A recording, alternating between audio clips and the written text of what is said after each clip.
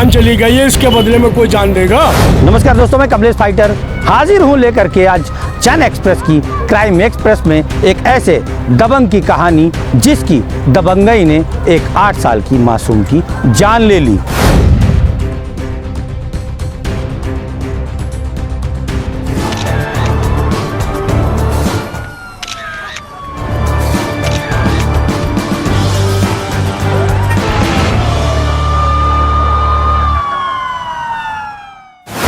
नगर के थाना बेकनगंज क्षेत्र में रहने वाले अनीस कूलर की दबंगई ने आज एक 8 वर्षीय मासूम बच्ची की जान ले ली। आपके सामने स्क्रीन पर जो हम कुछ तस्वीरें दिखा रहे हैं, यह तस्वीर है मारिया की। जी हाँ, हीरामन के पुरवा में रहने वाली फरीद की बेटी मारिया की। ध्यान से देखते रहिए इन तस्वीरों को, सारी तस्वीरें मारिया की हैं। आज सुबह तक मारिया हंस पुष्ट थी, मारिया हंस खेल रही थी, अपने घर में खुशी का माहौल बिखेरे हुए थी।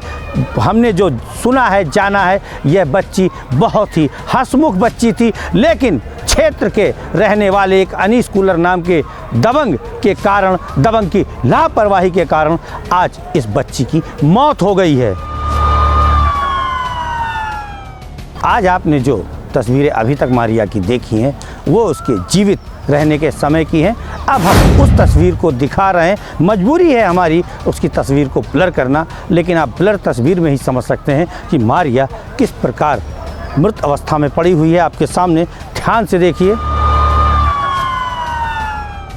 अब हम आपको विस्तार से बताते हैं कि हीरामन का पुरवा में रहने वाला अनीस नामक व्यक्ति जनता कूलर के नाम से अपनी दुकान को संचालित करता है।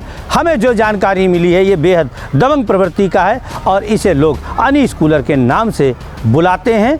इसने एक मकान ले रखा था जो जर्जर है, लेकिन इसकी दबंगई देखिए कि इसने मकान को तोड़ते समय, तोड़वाते समय वहाँ पर कोई ऐसा साधन नहीं बनाया जिससे गली में कोई आता हुआ व्यक्ति वहाँ पर चोटिल ना हो सके, घायल ना हो सके, लेकिन इसने ऐसा कुछ नहीं किया और इसकी बड़ी लापरवाही ने फरीद की बेटी मारिया की जान ले ली।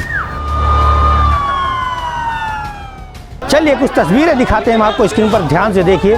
देखिए कैसे रोने, गाने और चिल्लाने का माहौल बना हुआ है। कारण यह है कि जो मारिया जैसे ही अनीस कूलर की जो बिल्डिंग या मकान तोड़ा जा रहा था, वहाँ पर जो मलबा गिरा, उसमें दब करके जब घायल हुई तो उसके परिजन उसे अस्पताल लेकर दौड़े, लेकिन उसकी मौत हो गई। जिसके बाद जब परिजन उसकी लाश को वापस लेकर के आए तो क्या अफरा तफरी का माहौल है आपके सामने है।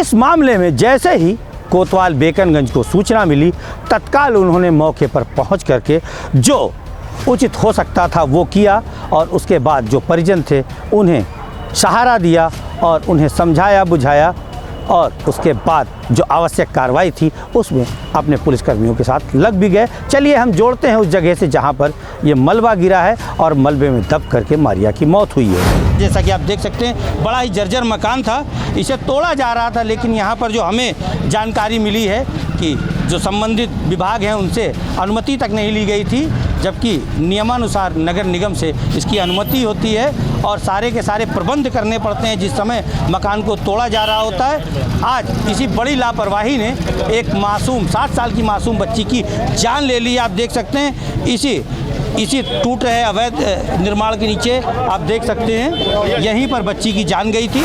तो आपने घटनास्थल को देखा है। अब चलिए आपको जोड़ते हैं जो मारिया के परिजन हैं और मारिया के क्षेत्रीय सभासद अज्जू पार्षद से आपके सामने हैं। कई दिन से ये छज्जा लटका हुआ था, महल्ले वाले लोग कह रहे थे कि इस छज्जा को उतरवा दो, इन्होंने कोई ध्यान नहीं दिया और ना ही किसी को खड़ा किया। मजदूर गिरा रहे थे, बच्ची पूड़ी लेने जा रही थी और किसी के ना खड़े होने के कारण वहाँ कोई था नहीं, उसमें मलबे में बच्ची दब के बेटी बाहर निकल रही थी। इनका छज्जा काफ़ी टाइम से लटका हुआ था, कई बार नहीं हज़ारों मरतबा कह चुके गए हैं भाई ये छज्जा सही करा लो। वो आज सुबह की टाइम 8:30 पौने 9 बजे की टाइम वो गिर गया। अब बेटी नीचे मलबे में दब गई। ऑन द स्पॉट उसका चेहरा पूरा ख़राब हो गया।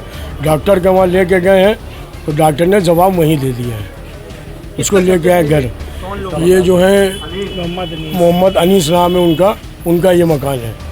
उनसे कई बार ये चीज़ कह चुका हूँ, इसको ठीक करा लीजिए, मगर उन्हें ध्यान नहीं दिया। कहने की लापरवाही, बहुत ज़्यादा लापरवाही, इतनी ज़्यादा लापरवाही नहीं होना चाहिए।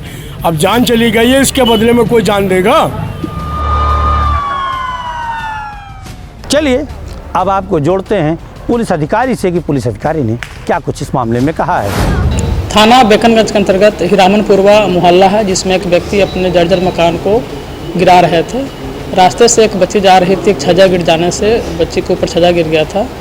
पुलिस को जैसे सूचना मिली, उनको जो है अस्पताल में ले गया गया, जहाँ पे इलाज दौरान बच्ची की मृत्यु हो गई है।